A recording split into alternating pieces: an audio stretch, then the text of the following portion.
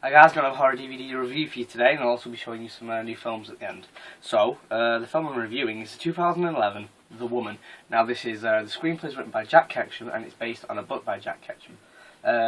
Something I wasn't aware of before is that this is a sequel to a film called Offspring, which is also based on a book, and the book is a sequel to a book that I've got called Off Season, written by Jack Ketchum, of course.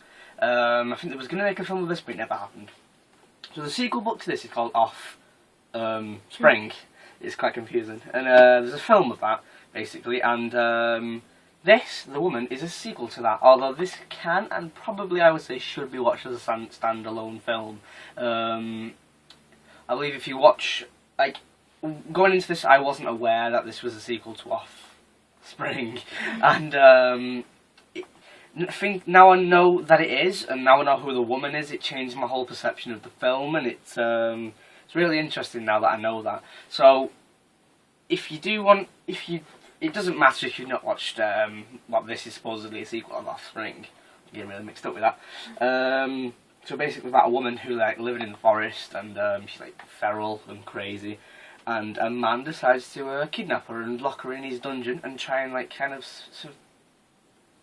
to make us civilized, I suppose, with the help of his family, who are just kind of going along with it. And he's like, it just turns quickly into a very dark, twisted story, in very much Jack Ketchum style, in the way, you know, the father's very abusive, and he just tells them what to do, like he's constantly saying, like, to the children, do this, get me that, and, you know, like, they hate it, but they're going along with it.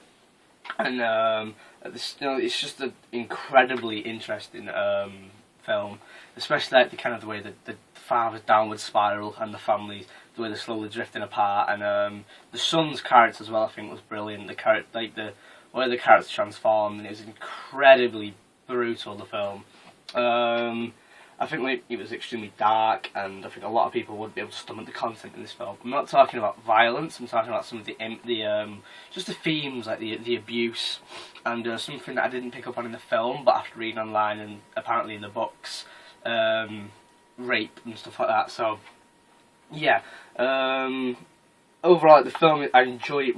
I really enjoyed it. It was extremely interesting and entertaining, and really just dark. And it was just I just really enjoyed it. And the acting overall was pretty good. The main girl, I forgot her name now, the one with the short hair. I thought she was kind of a well-known actress, but after looking up online, she's been in nothing really. And I was really surprised because I thought she acted pretty well.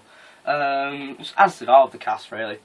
Also, the woman is also played by the same actress that played the same character in Offspring. But again, it doesn't really matter if you don't have to watch that before you watch this, because she's literally the only tie-in between the two films. And like as I said, like if you've seen Offspring, it really changes your perception. Whether it's really hard to explain. Like it makes it justified. It makes a lot of the father's actions in the film justified, and you kind of would be more on his side. But if you've not seen it, you're going to be on the woman's side, and I think that's really interesting. And it's just really like made me like, I don't know whose side I'm on.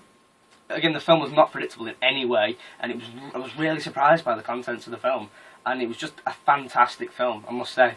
Also to note, it comes in a good. I got it for £3, second hand though.